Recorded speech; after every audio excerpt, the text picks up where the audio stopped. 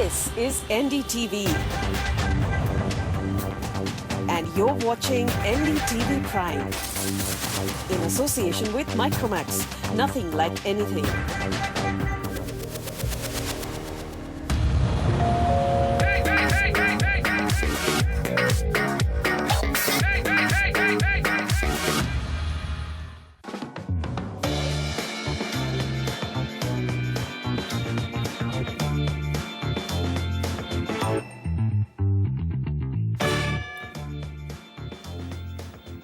Hello and welcome to the Property Show. You're with the North Edition. I'm your anchor Manisha Natarajan and this show is just for you. Your budget, our data-backed advice to help you make the right choice when it comes to making the biggest decision of your life, which is buying a home.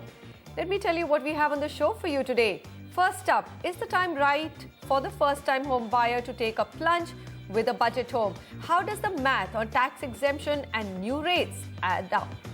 Also, developers are trying to lure in or actually just get the buyers in by offering subvention schemes to push sales. We tell you the top 5 risks associated with the scheme and why it can be a double-edged sword for the home buyer. In a continuing focus on defaulting developers, we bring you the report card on Emaar MGF, a builder who has left thousands of home buyers stranded for years, even after taking 90% of the payments. What went wrong? And is there a way out of this mess? Projects from credible developers along the Dwarka Expressway in Gurgaon in a crore-plus budget. Also affordable homes in Greater Noida that are worth your money. Also pocket-friendly investments in some of the key destinations of Jaipur. And of course, it is a long-term investment we'll keep in view. So, Gurgaon, Noida, Jaipur and Sona are right up front. But come April 1st, there have been some important changes for home loan borrowers. And these are the ones you must know about. First-time home buyers will get an additional deduction of 50,000 rupees on interest for loan up to 35 lakh rupees. The property value here can be 50 lakh or less than 50 lakh rupees, but the home loan value has to be 35 lakh rupees. The second important change which has come about is all home loans will now be linked to MCLR, which is the new benchmark lending rate by banks. We'll explain in detail what this is. We've got with us Gulam Zia, Executive Director, Advisory, Retail and Hospitality, Knight Frank, joining us from Mumbai, and Adil Shetty, Founder and CEO of Bank Bazaar, right here with me in the Delhi studio. Gentlemen, thank you very much for being with me. Adil, so has there been any bit of excitement or extra traction in the home loan market? Are people catching on to the fact that rates have also moderated to single digit and now you have this extra provision for first loan takers? Yes, so a couple of interesting things have happened. One is pre-April 1st, if you were taking a home loan, your rates were linked to the base rate. Now, the RBI has tried to create more transparency so that if the deposit rates go down, that the lending rates also go down. So now the base rate has changed to MCLR, which means that today if you sign a loan contract, your loan is pegged to the MCLR, which is the new benchmark rate. What we saw starting April 1st is when banks switched to MCLR, immediately rates fell down about 10 basis points. So what was previously 9.55% immediately went down to 9.45%. Now, a few days later, the RBI cut the repo rate by 25 basis points. Now, what's going to happen is all the banks are reviewing it. And, before the end of this quarter, when they take their pricing decisions, we can potentially see a further price reduction. The RBI governor clearly called out saying it's a time when rates are going down. And he said, look at these two things in combination. Look at the MCLR regime change and the 25 basis points repo rate cut together. Now, combining this with what happened in the budget, right, wherein now you have up to 4 lakhs as a tax rebate on your home loan, 2.5 lakhs on your interest component, 1.5 lakhs on your principal component. A lot of things are coming together, which the RBI and the government are using to encourage people to take that plunge and go after their first home. Okay. Now, the tax deduction actually adds up to 4 lakhs. Now, if you take, let's say, a long period of 20 years, and it's a pretty good deal, isn't it, for the first home buyer? What do you think? I agree. I think it's good, right, in the sense that the government is trying to say that if you take that home loan, not only are they trying to take the rates down and make borrowing easy. In fact, they've been taking a number of measures in terms of eKYC, in terms of trying to simplify title deeds, in terms of making the process easy for the user. I think that costs of homes have been going up very rapidly. So to be completely honest, I think... Where is it rapid? Come on, Adil. Let me bring in Ghulam Zia. Where are costs of the houses going up rapidly? Ghulam, costs of the houses haven't really gone up at all in the last 2.5 years. Let's be very honest.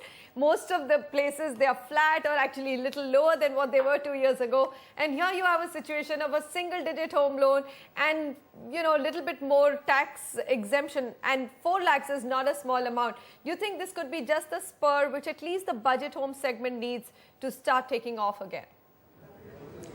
Definitely. The kind of signals we have received so far, these measures will go a long way to give that much needed push for the affordable housing segment to come into force, for consumers to come in and start buying the houses, because that's the biggest concern. The consumption has really taken a huge backseat, which is what Manish is talking about for the last 2.5, 3 years. Why the prices have not really been moving anywhere is purely because there's no buyer out there. And that's indeed the concern, and the government's way of handling it, whether it is MCLR or rate cuts, etc., on one side. And then, let's also not forget the Real Estate Regulation Authority, RERA, also coming in. A lot of these things are falling into place, but it's not really reflecting in the sentiments of the buyers yet.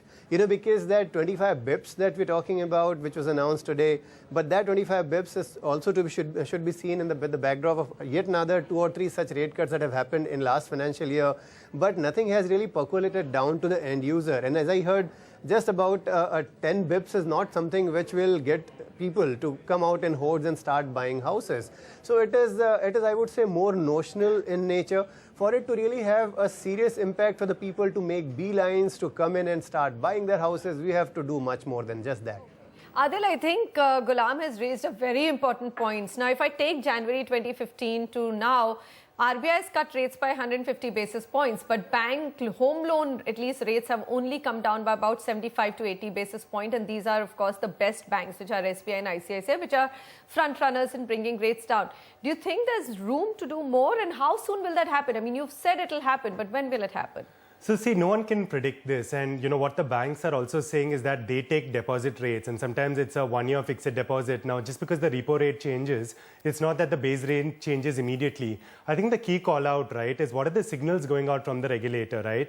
And the governor himself has said, right, that rates are on their way down. And he's saying that he's going to push very hard, both based on MCLR and the signals that the repo rate is giving, that rates are on a downward trend. Now, every bank, right, reviews its rates on a quarterly basis. So if you look in the new MCLR regime, for 1 year, they're allowed to review rates quarterly, post which the rate review of the MCLR has to happen every month. So let's wait for those rate reviews to happen. And I definitely think the cost of credit is coming down, which is a very important signal. Now, at the end of the day, right, when you buy a home, you buy it because you like the product and because the price is right. Credit and financing, right, is only something that enables you to do it. But I think the big decision is what the home is and what the price is, which is not something the banks can control. Absolutely. Ghulam, is that also a point to be considered? Where are those homes which are, up to 50 lakhs and you can go ahead and buy them? And also the fact that you have to actually put up 15 lakhs up front, even if you go to the... So are we saying that this bonanza has only come in for really tier 2 cities or very, very outlying areas of big cities of Mumbai? Let's say have to go to a Navi Mumbai or beyond Thane to actually get a product at that price? Yes, you're right, but that is restricted to, say, Mumbai or to a certain extent in Delhi. But even for a NCR, you have a lot of these regions where you do get affordable houses, albeit it is in Noida, Greater Noida, Ghaziabad, Faridabad belts, and so on, etc. So you do have affordable housing everywhere except for Mumbai, where it really hurts. Like if I'm talking about going out about 60 kilometers outside the 0 kilometer limit of Mumbai, then it really is seriously a long distance. And so far as infrastructure is not falling into place, reaching out to these areas will remain a big concern.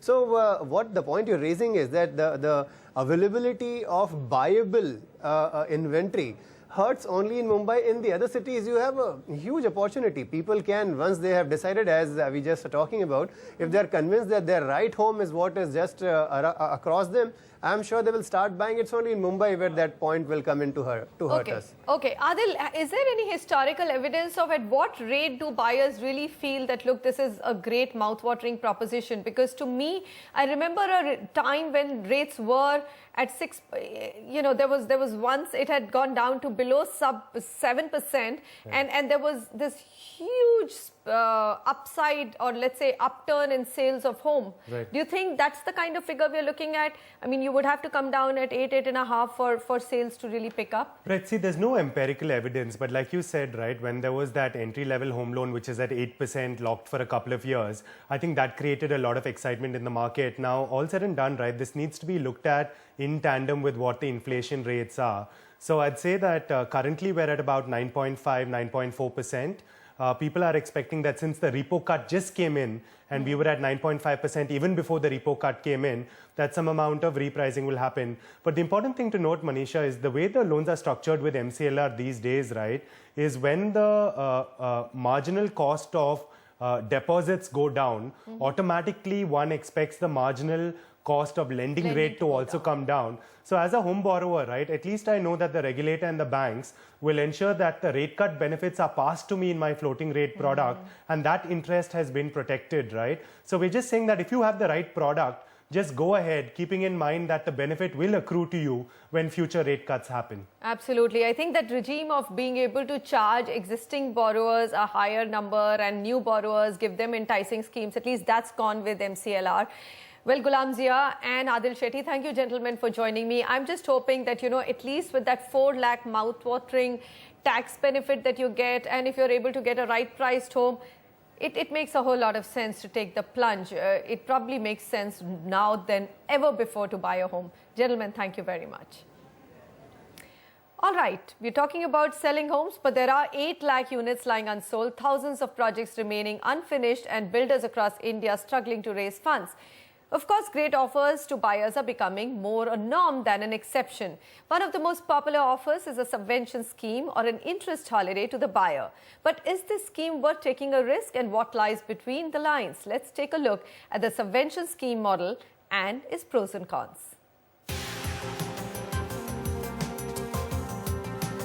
Under pressure to boost sales and get home buyers to buy homes once again, developers are tying up with financial institutions to offer innovative plans and schemes, including massive discounts, flexible payment schedules, and lots more.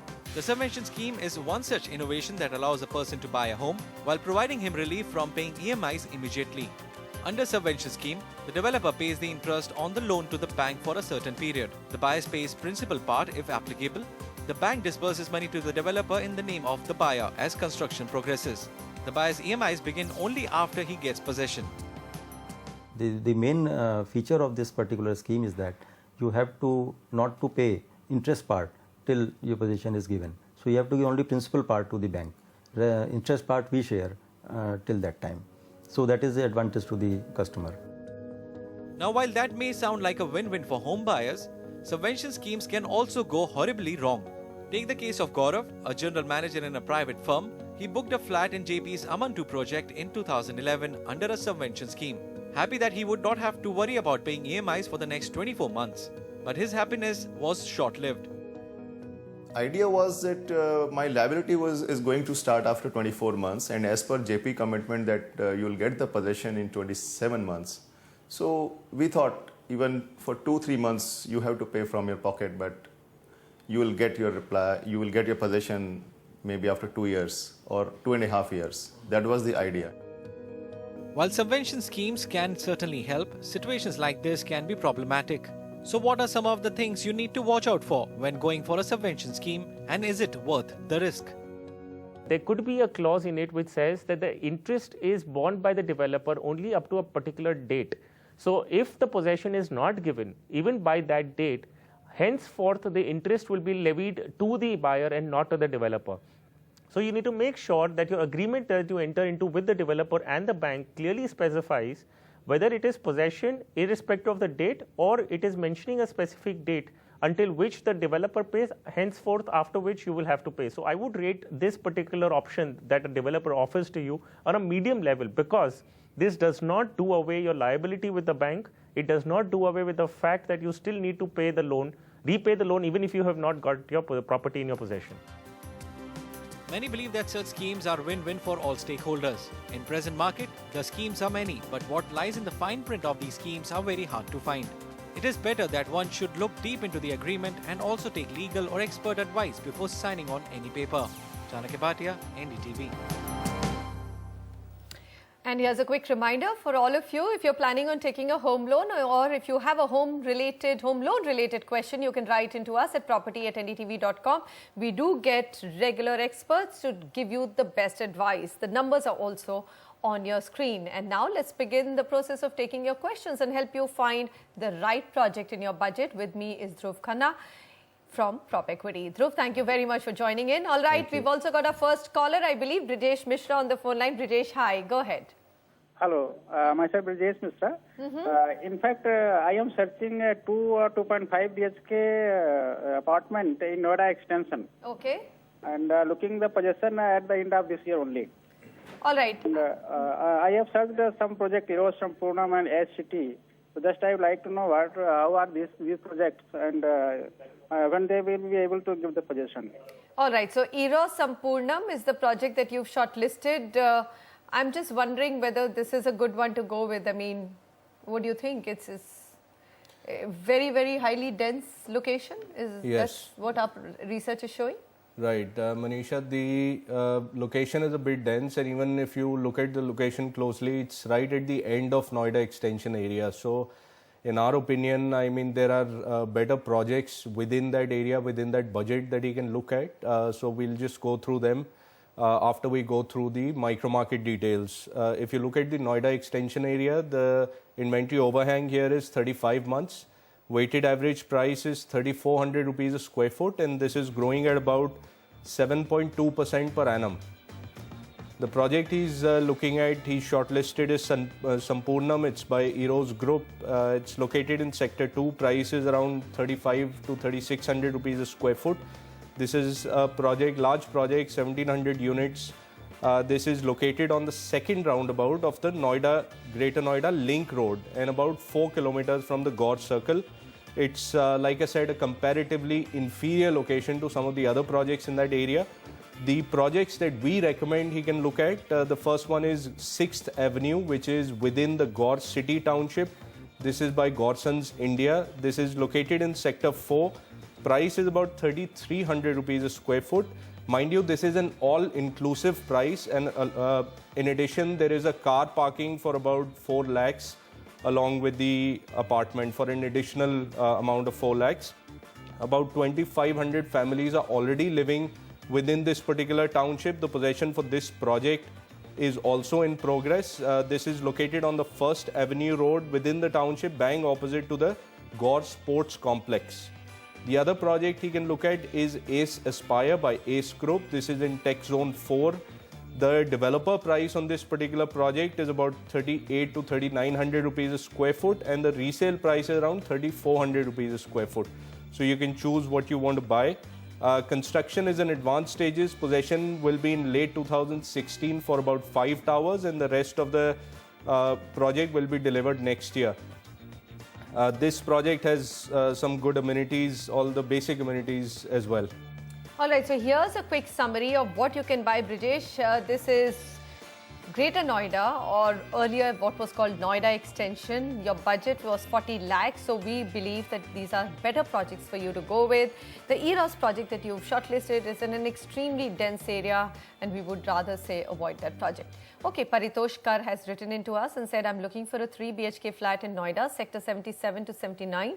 For my own use, budget is 60 to 70 lakhs. Recently, I've been seeing an ad by Gorsons Limited that they're offering a 3,995 rupees per square foot rate in their project Sportswood in sector 79. I visited the site and was entertained by the staff of the builder. I was told that the possession will be given by December 2016. I wonder that the project will be ready on time or not, and should I go ahead with the payment? Well, all that we can say is that Gorsons is a very credible developer. Some of the projects, it's not if they say December 2016, we can tell you that it will be actually delivered on December 2016. But there's no wrong intention on the developer's side. In fact, they won the best execution track record for 2015, having delivered 10,000 apartments across Noida and Greater Noida. So with a lot of confidence, at least on their past track record, we can say that it's a good, safe developer to go with. What do you think? Sure, I agree with you. Gorsons is a good developer to go with. Even the micro market that he's chosen is a fairly good micro market for the budget that he's looking at. Inventory overhang here is about 28 months. Weighted average price is around 5,000 rupees a square foot. And this market is growing at about 10% per annum. The project is shortlisted as Sportswood by Gorsons India. Again, a very good developer, like Manisha said. Price is 3,995 rupees per square foot, plus a car parking charge on top of it. The rest of the charges are all included in that price. Gorsons is actually at the moment celebrating 21 years of existence, and that's the reason why they're having these all-inclusive prices in some of their projects. Like we just mentioned, the construction for this particular project is in middle to advanced stages. Possession is expected to start by December this year or early next year. This project is located in 79 in a designated recreational green zone under the Noida Master Plan 2031. It's a low density sector with a proposed 150-acre sports city. There are two other projects that you can look at. Mirabella by Mahagun. This is also in 79. Price is 5,200 rupees a square foot. The project is in middle stages and possession is expected to be in September 2017. The project has some interesting features, distinguished features like low flow water fixtures and CP fittings. It's got a dual plumbing system to reuse treated water. It's got a separate car wash area. It's got a garbage room as well. So good energy efficiency facilities within the project. The other project you can look at is Inspire by Eldeco Infrastructure. This is in sector 119. Price is around 4,500 to 5,000 rupees a square foot.